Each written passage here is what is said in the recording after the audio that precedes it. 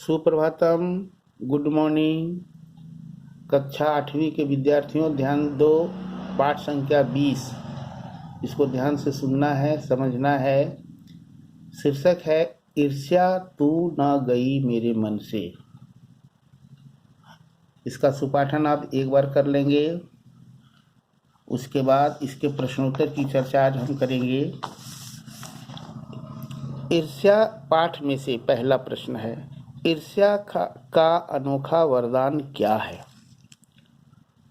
ईर्ष्या का अनोखा वरदान क्या है?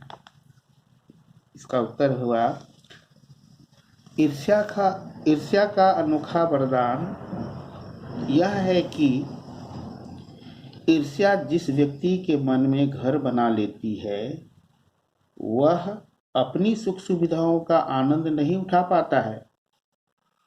वह उन वस्तुओं को लेकर दुखी रहता है जो दूसरों के पास होती है। वह दूसरों की सुख सुविधाओं से अपनी तुलना करता रहता है। यही है ईर्ष्या का अनोखा वरदान। अपने पास जो है उससे वो संतुष्ट नहीं है, सुखी नहीं है। अपने पास सुख के सारे साधन हैं पर उससे वो सुखी नहीं है, बल्कि वो दुखी है। किस बात से दुखी है? कि दूसरों के पास वो सामान है, दूसरों के सामान को देख करके वो दुखी रहता है। यही अनोखा वरदान है ईर्ष्या का। प्रश्न संख्या 2, ईर्ष्या की बेटी किसे और क्यों कहा गया है? ईर्ष्या की बेटी निंदा को कहा गया है। इसका कारण यह है कि जो व्यक्ति ईर्ष्यालु होता है वह बुरे किस्म का निंदक भी होता है। वह दूसरों की निंदा इसलिए करता है ताकि दूसरे लोग जनता या मित्रों की निगाह में गिर जाए और वह सबका प्रिय बन जाए। इसीलिए निंदा को ईर्ष्या की बेटी कहा गया है। प्रश्न संख्या 3, ईर्ष्यालु व्यक्ति उन्नति कब कर सकता है? ईर्ष्यालु व्यक्ति उस समय उन्नति कर सकता है जब वह अपने चरित्र को निर्मल बनाए और अपने गुणों का विकास करे। क्योंकि हर व्यक्ति के अंदर में गुण हैं। अपने अंदर के गुणों को पहचाने, परखें और उसका विकास करें और अपना चरित्र, अपना आचरण, अपना विचार सुंदर बनाए। ऐसा करने से व्यक्ति उन्नति कर सकता है। चौथा प्रश्न है, ईर्ष्या का क्या काम है? ईर्ष्या से प्रभावित व्यक्ति किसके समान होता है? ईर्ष्या का काम है ईर्ष्यालु व्यक्ति को जलाना। दूसरे को कुछ नहीं होता है। जिसके मन में ईर्ष्या की भावना घर बना लेती है, ईर्ष्या घर अपना बना लेती है, वह जो है अपने आप को, ईर्ष्यालु व्यक्ति ही जो है वो जलते रहता है। उसको जलाना काम है उसका। ईर्ष्या का काम है ईर्ष्यालु व्यक्ति को जलाना। ईर्ष्या से प्रभावित व्यक्ति ग्रामोफोन की तरह होता है जो बड़ी होशियारी के साथ एक एक कांड सुनाता है।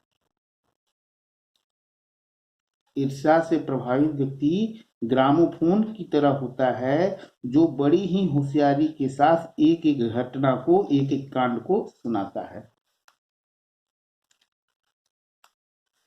पांचवा प्रश्न है, ईर्ष्यालु लोगों से बचने का क्या उपाय है?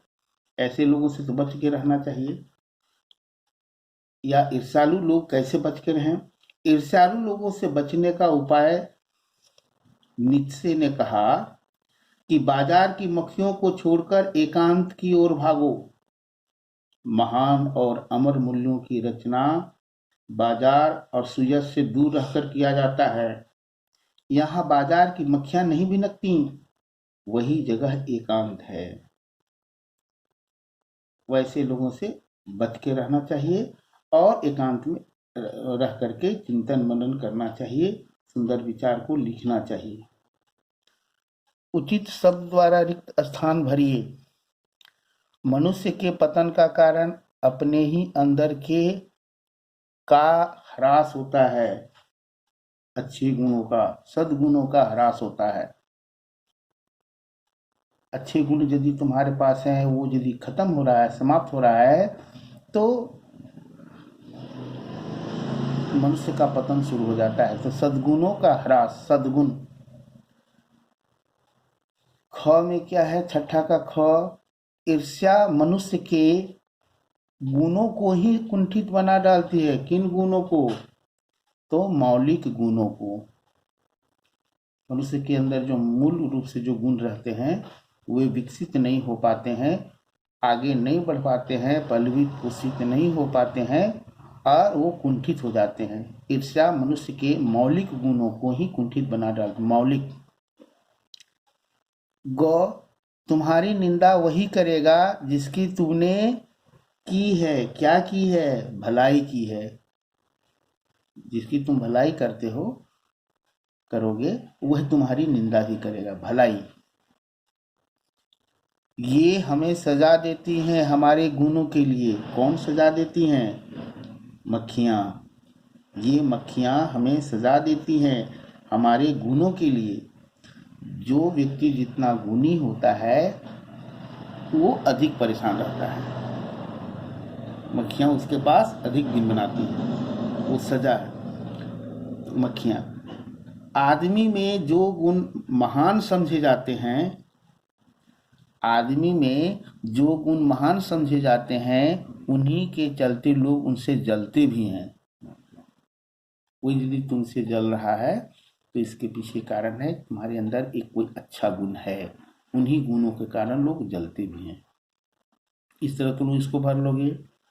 बातचीत के लिए आइए, उसकी चर्चा करते हैं। क्या ईर्ष्या चिंता से ज्यादा खराब है? हाँ,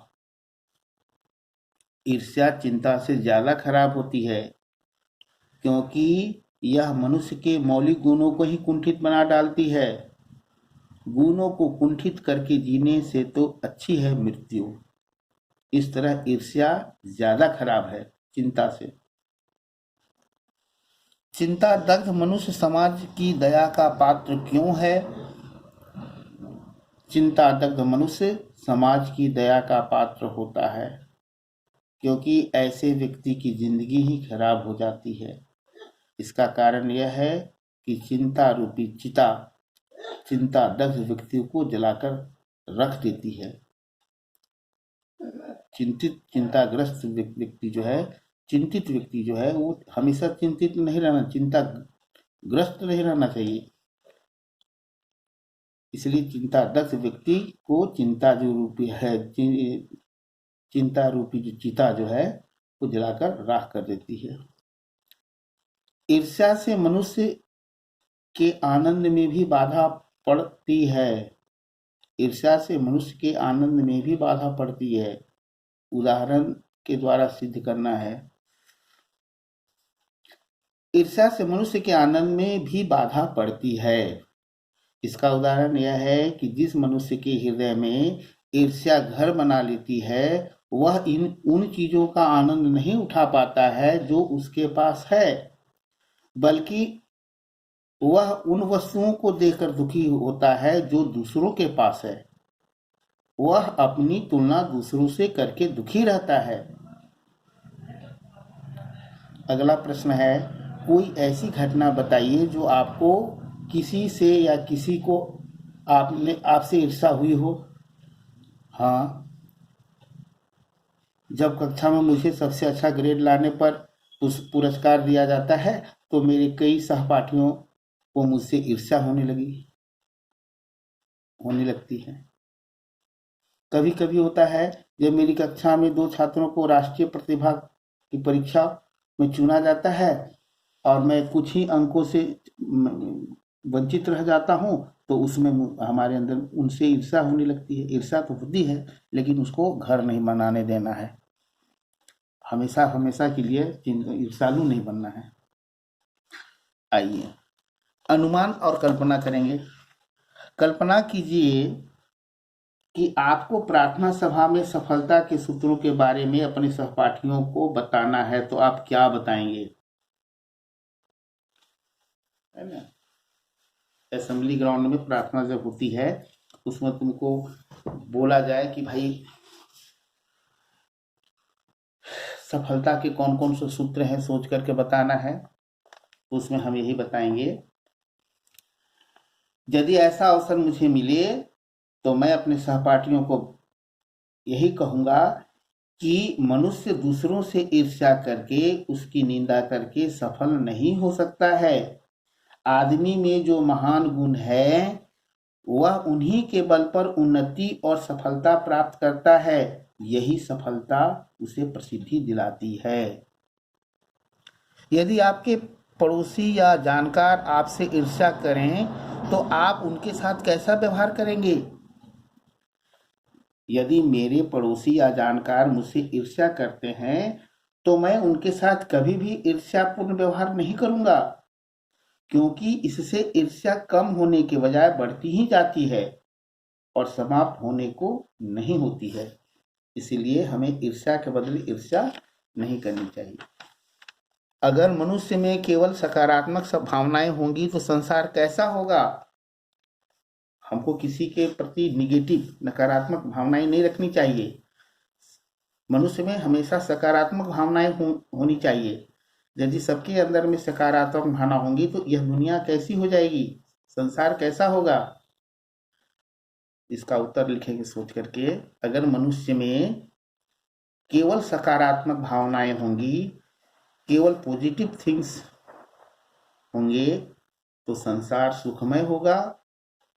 लोगों में परस्पर भाईचारा, प्रेम, सौहार्द, सामाजिक समरसता, सहभागिता जैसे मूल्य चरम पर होंगे। इससे द्वेष, घृणा, छल कपट और अराजकता आदि के लिए कोई स्थान न बचेगा। तब मनुष्य में सच्ची मनुष्यता के दर्शन हो सकेंगे। आगे आओ भाषा की बात। भाषा की बात, नीचे दिए गए शब्दों में से उपसर्ग व मूल शब्द अलग अलग करके लिखिए। अभाव में अ उपसर्ग है, भाव मूल शब्द है। सुयस में सु उपसर्ग है, यस मूल भाव है, मूल शब्द है। दुर्भावना में दुर उपसर्ग है, भावना मूल शब्द है। निमग्न में नि उपसर्ग है और मग्न मूल शब्द है। पाठ में कोई 5 भाववाचक संज्ञा शब्द छांट कर लिखिए। तो पाठ में है ईर्ष्या भाववाचक संज्ञा है, आनंद, प्रतिद्वंदिता, जिज्ञासा, उदारता। फिर से सुनो, ईर्ष्या, आनंद, प्रतिद्वंदिता, जिज्ञासा, उदारता, ये भाववाचक संज्ञा शब्द हैं। जीवन मूल्य वाले प्रश्न। ईर्ष्या, द्वेष, निंदा, घृणा, गुस्सा आदि नकारात्मक भाव जागने से मनुष्य के व्यक्तित्व में क्या बदलाव आता है? ये नकारात्मक भाव जागने से मनुष्य के व्यक्तित्व में अनेक बदलाव आ जाते हैं। ऐसा व्यक्ति अपनी वस्तुओं का आनंद न लेकर दूसरों की वस्तुओं को देखकर दुखी होता है। वह अपनी उन्नति का उद्यम छोड़कर दूसरों को हानि पहुंचाने लगता है। वह दूसरों की निंदा करके उसकी प्रतिष्ठा धूमिल करना चाहता है। ऐसे व्यक्ति के सद्गुणों का नाश हो जाता है। दूसरा है, इन नकारात्मक भावों को मन से निकालने के लिए हम क्या क्या उपाय कर सकते हैं? यदि मन में निगेटिव विचार आ रहे हैं, ईर्ष्या, द्वेष, निंदा, घृणा, गुस्सा, तो इसको दूर करने के लिए हम क्या क्या कर सकते हैं? तो ईर्ष्या, द्वेष, निंदा, घृणा, गुस्सा आदि नकारात्मक भावों को मन में से निकालने के लिए हमें अपनी सोच को सकारात्मक बनाना चाहिए। पहले तो अपनी सोच को बदलना चाहिए। व्यक्ति के पास जो वस्तुएं हैं उनसे आनंदित होना चाहिए, क्योंकि संतोषम परम सुखम। इसके अलावा अपनी उन्नति का उद्यम करना चाहिए, अपनी उन्नति के लिए कुछ परिश्रम करना चाहिए, मेहनत करना चाहिए और किसी की निंदा नहीं करनी चाहिए और न किसी की निंदा सुननी चाहिए, क्योंकि निंदा करना और सुनना दोनों को पाप माना गया है धर्मशास्त्र में कि न किसी की निंदा करो और न सुनो। ऐसा इसलिए कहा गया है कि व्यक्ति का अपना विकास हो। नहीं तो निंदा सुनने में और निंदा करने में बहुत आनंद आता है। जिनको आदत लग जाती है ना, जिनके अंदर में ईर्ष्या की भावना बैठ जाती है ना, जो ईर्ष्यालु व्यक्ति हो जाता है ना, उस व्यक्ति को दूसरों की निंदा सुनने में और दूसरों की निंदा करने में बहुत आनंद मिलता है। ये जीवन मूल्य वाले प्रश्न हैं, इसलिए हमें इससे बच के रहना चाहिए। ईर्ष्या, द्वेष, निंदा, घृणा, ये सारे निगेटिव थिंग्स हैं। इनको हटाने के लिए सबसे पहले पॉजिटिव विचार बनाना चाहिए, मन में सकारात्मक सोच लाना चाहिए और हमें दूसरों की निंदा न करके अपने सद्गुणों का जो है विकास करना चाहिए। चलिए, थैंक यू, धन्यवाद।